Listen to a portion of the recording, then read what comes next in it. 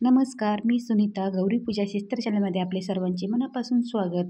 तर भाजीला काही नसेल तर तर काय भाजी बनवावी हा सर्वांनाच प्रश्न असतो. तर आज आपण भाजीला काही नसेल तर झटकीपट होणारे शेंगदाण्याचे झिरके किंवा शेंगदाण्याचं पिठलं आज ही रेसिपी पाहणार आहोत. तर चला व्हिडिओला सुरुवात करूया.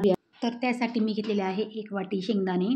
शेंगदाण्याचे खरपूस कमी गॅसवर भाजायचे आहे आणि त्याचे टरफले काढून घ्यायचे आहे आणि त्याचं आपल्याला वाटण करायचं आहे. त्यासाठी वाटण्यासाठी मी घेणार आहेत 5 ते 6 हिरव्या मिरच्या, 1 ते 1.5 लसूण कांडी आणि आपले जे भाजलेले शेंगदाणे आहे ना ते मिक्सरमध्ये टाकायचे आहे आणि पाणी टाकून असं बारीकसर वाटण करून घ्यायचं आहे. थोडीशी कोथिंबीर देखील टाकायची आहे.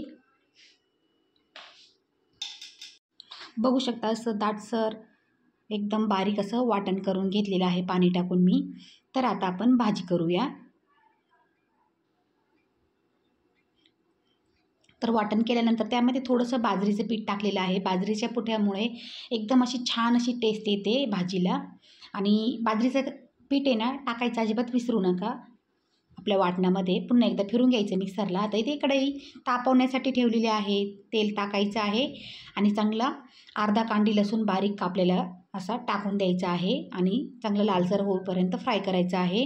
आता इकडे मी घेतलेला आहे आपल्या घरच्याच झाडाचा ताजा असा कढीपत्ता आहे ना तो घ्यायचा आहे.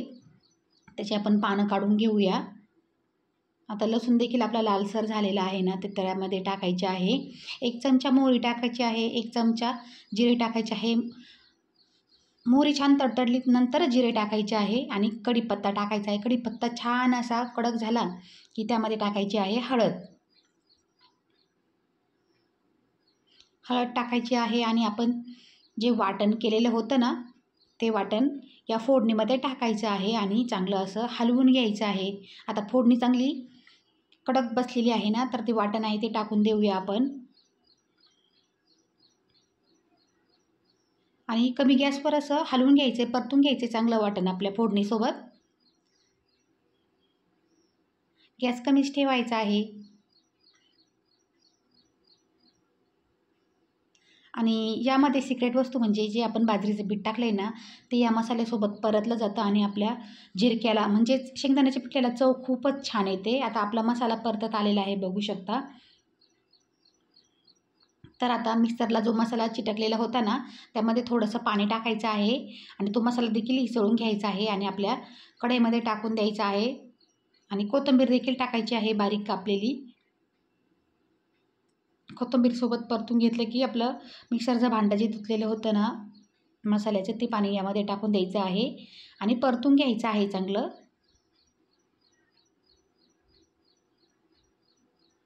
आणि असं जिरकं जर केलं ना तर बाकीच्या भाज्यांची चव आपण विसरून जाऊ आणि बाजरीच्या भाकरीसोबत तर खूपच छान लागतं हे शेंगदाण्याचं झिरकं. तर बघू शकता आता आपलं मसाला चांगला परतलेला आहे ना. आता आपल्याला जेवढं पाणी पाहिजे ना, जेवढं आपलं झिरकं करायचं आहे ना तेवढं पाणी टाकायचं आहे यामध्ये.